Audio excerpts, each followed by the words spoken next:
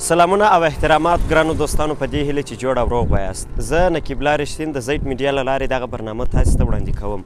دا پنجوایي ولسوالي ده، هغه ولسوالي چې ډېر تاریخي قدامت لري. هغه په زیاته کچه انګور هر کال تولیدي، انګور بیا په اوجوشو باندې بدلیږي، بیا ټوله دنیا ته وړاندې کیږي. دوستانو دغه انګور بیا د لیغ خپله په اوجوشو باندې بدلیږي، بیا نورو ممالکو ته انتقالیږي. دوستانو دا چې څنګه انګور په اوجوشو باندې تبدیلیږي، څنګه انګورو څخه اوجوشي جوړیږي، د دې په اړه باندې دې ته ورته نورې زیاتې پوښتنې د دې ځای د باغوانانو سره، د دې ځای د حاصلګرو سره دا پوښتنې به ورڅخه پوښتو، هغوی به موږ ته جواب راکوي. نو ولاګ تر پایه پورې راسره تعقیب کړئ، چینل در سره سبسکرایب کړئ، ویډیو در سره شیر کړئ او ویډیو تر پایه پورې در سره تعقیب.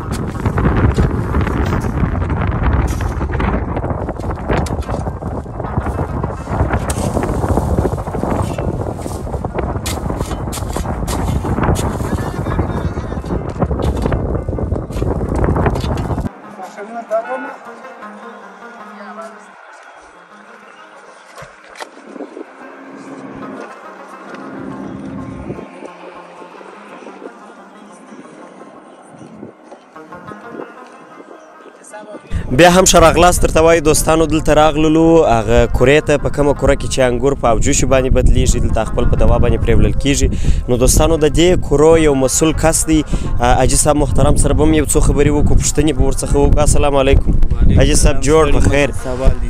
خیر اوسئ. څنګه دي حاجي صاحب، کارونه دي څنګه روان دي؟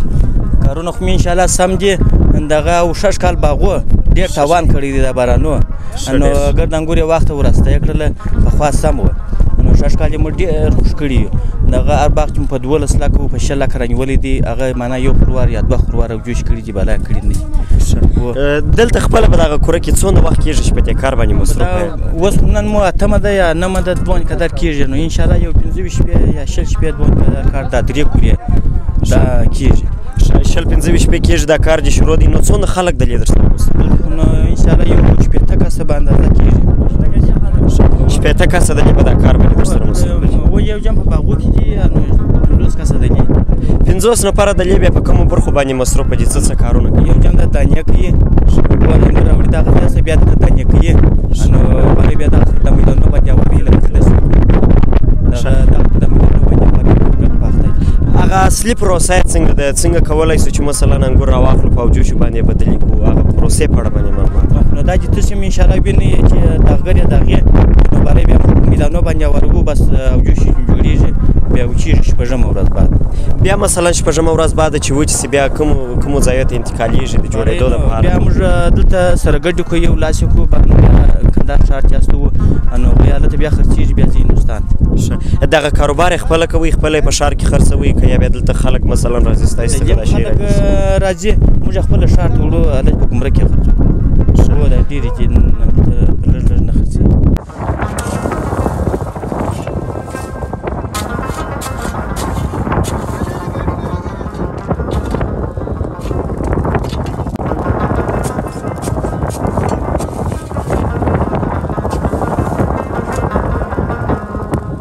نو حاجي صاحب د دغه کرو په اړه باندې که لږ معلومات راکړې دا څه وخت جوړې سوي چې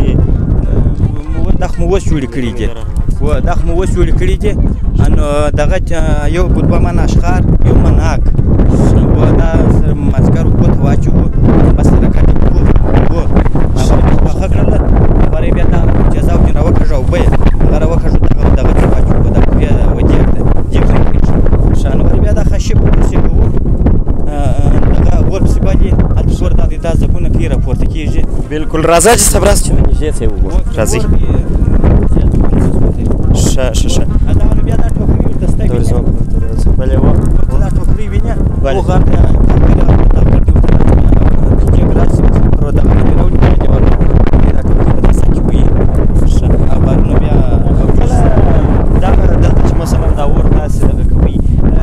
یوازې دلته د سوزانو څخه استفاده کوئ که د بوټو د نورو شیانو بس دغه دوزان وو دا خاشې بس اصلي دا کار ورته کوي دود ډېر نه کوي هغه ټیرونه وو په هغه هم پخېږي هغه بیا دود کوي دا خلک فضا کوي یا دا دوز یې نو بره بیا نه فضا کوي دغه زوزان بیا تاسې د لې د غرو څخه راټولوئ که یا دا هم رانیسي یا دا موږ په باغو کې به خلکو ته وایي په مزدوري ادا کوي یا برای بیا موږ بیا دلته زوزان راوړئ دلته اور په بلوئ بیا دلته دغه په پخېږي بیا دغه اور پسې بلې نو بره دغه جوش په پخېږي دغه دوا بیا د کوم حالت لپاره استعمالیږي مثلا د دې دوا په اړه باندې لیدونکو ته لږ معلومات دغه په شپږ ورځې کې بس وچي دا خو تیزاو دی و چې دا ویې والا بس پرې کړي دا دانه جلا جلا اوس منه دا جوش د انګور دغسې هوار کړي په لس ورځې نه وچېږي په پنځلس ورځې نه وچېږي او دې چې ووایي په پنځمه ورځ په شپږمه ورځ بس دا تیزا وچېږي انګور وچېږي په جوش وچېږي دغه شپږ ورځې بارانه کېږي دغه دوا د کومه ځای څخه راوړي دا د لې تاسې خپله جوړوئ دا د لې خپله حق چې اشخار دا د لې یعنې دا دوا بیا تاسې تعامل سره ورکوئ بیا داسې دوا دا د اوبه یې چې اوبه یې ونیوئ برای بیا موږ کار وکړو دا جیب اچوو نو بیا څومره وخت به پر مځکه باندې هواري څومره وخت وروسته بیا په جوشي باندې دا خو نو شپږ ورځې بلا نه کوي یا شپږ ورځې بیا زیات اووه ورځې پر قهوه یخه وه ډېره نو برای بیا تر لسو ورځې پورې چې قهوه یخه نه وه ګرمي وه برای بیا په شپږ ورځې په پنځه ورځې بس ډېره زیاته مننه حاجي صاحب لیدونکو له موږ سره مل پاته سئ د دې ځای نور تصویرونه به هم ووینئ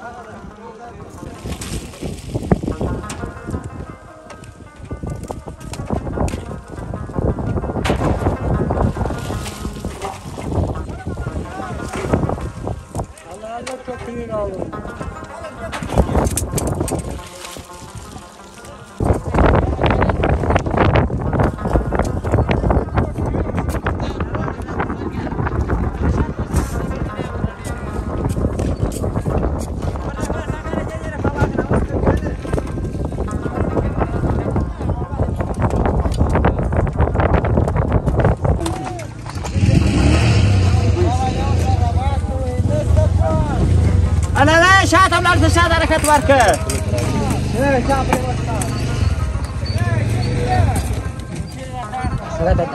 شاته کرا کرا ولاړ شه زرا نه سره ګرځوئ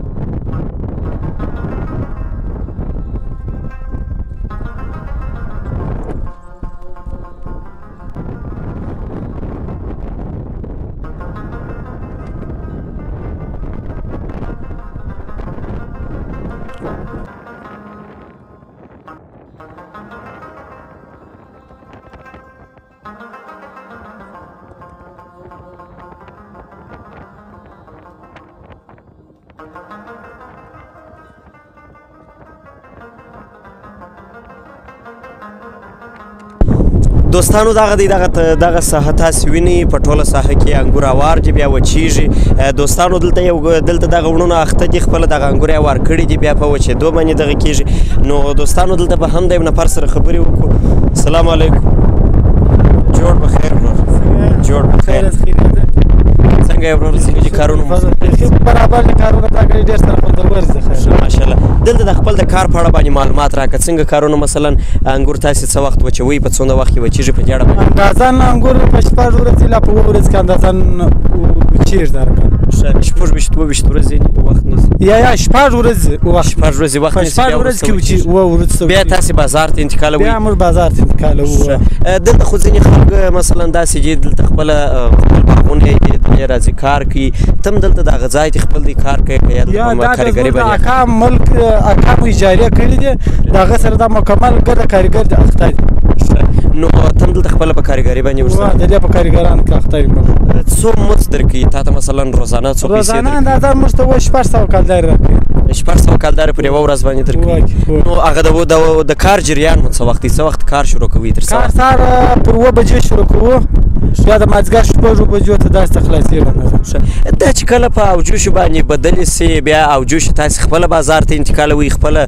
کارخانه لرئ که دلې بیا نور خلک راځي ستاسې څخه یې رانیسي هغه یې وړي دلې هم خلک رانیسي دورې ګمرک ته هم شورانده هم تورالت هم خلکو تجاران تاسې خپله وړئ خپله دورې وړو هغه د نورو پروسه یې چیرې پای ته رسېږي مثلا د دې څخه چې اوجوشو بدلې سي بیا فکر کوم پاکټان لري خپل پاکټان ته ورلوېږي هغه پروسه یې تاسې دلې خپله پای ته رسوئ که بیا بل ځای یا هغه بیا په شورندان کې هلته خپل پاکټونان کې لوېږي یا منم بل ملک ته ځي روان دي کومو ممالکو ته دا اوجوش انتقالېږي کوم ممالک د دې څخه استفاده کوي څنګه ممالک مثلا دغه اوجوش چې تاسې تولید کوي په پاکټانو کې ولوېږي کومو ممالکو ته بیا دا ځي دا خو نور ښار ته دغه چین هندوستان ته داسې نور مملکتو ته ګرد روان ګرد مکمل په کارټونان کې لوېږي بیا په شورندان کې چینېږي سره سپلای کېږي بیا نو روان نو ډېر به خوشحاله یې چې خپل افغاني تولید دي نورو ممالکو کې استفاده ورڅخه کېږي ولې نه یې خوشحاله ډېر څومره وخت کېږي په دا کار باندې مصروف اندازان په دې کار باندې موږ نن لسمه ورځ ده عموما درته وایم څو کلونه کېږي چې دا د انګورو د اوجوش کار اندازان 10 کاله اوس موږ کېږي چې موږ په دغه کارو باندې سره اخته یو نو په دا 10 کاله کې به ډېرې خوږې او ترخې در باندې راغلي ډېرې خوږې او ترخې خاطرې به در باندې راغلي مثلا دغه هر کار چې دی د وخت په تېرېدو سره یو ترخه او خوږه خاطره پر تا باندې هم کله داسې یو خاطره راغلې ولې نه راځي نو خامخا نو تې لیدونکو ته ووایه چې خوند ورڅخه واخله هغسې خاطره نو باره یې باره مو ایله څخه دې پورته کړې به دې باره به دې ټوکه درته وایم اوس یې دستي سیل کوه ټوکه نو دغه د ورته ګوره د خیره بسم الله الرحمن الرحیم په دې کې د خندا کم ځای و چې مثلا تا ول دا ټوکه ده د خندا کم ځای و د خندا دي معنی چې ورته وکتل چې ښه خوند یې وکړي ښه خوند خو یې موږ ته هلته هم راکوي دلته هغه خاص هغه چې ستا هدف مثلا په دې کې د خندا هدف هغه څه شي و هغه خو نو دا دی چې هوارو یې دا رقم ښه دا دې ټوله ته هوارې کړي دي و دا یا دا موږ 4-5 نفره ورته نڅګر دي هوارو ښه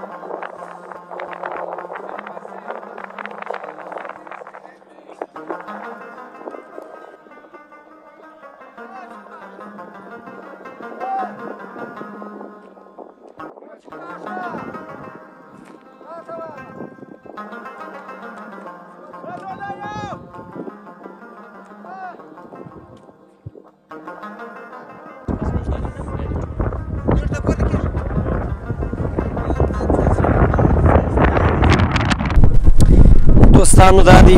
موږ هم دا کلمه ورځه زده کړله بس میده میده به اخته کېږو نه نو داسې هواره یې ډېر زور غواړي ماچول ډېر اسانه دی داسې هواره یې بیا وروسته داسې په لاس باندې ځکه دغه کېږي داسې بیا ښه په ځمکه باندې هواره یې چې دا هره دانه داسې سر پر سر سره رانسي داسې جلا جلا یې باید نه دغه یې پروسه ده ستړي کړي خو بیا نه ښه الکتریکیات کاری ده و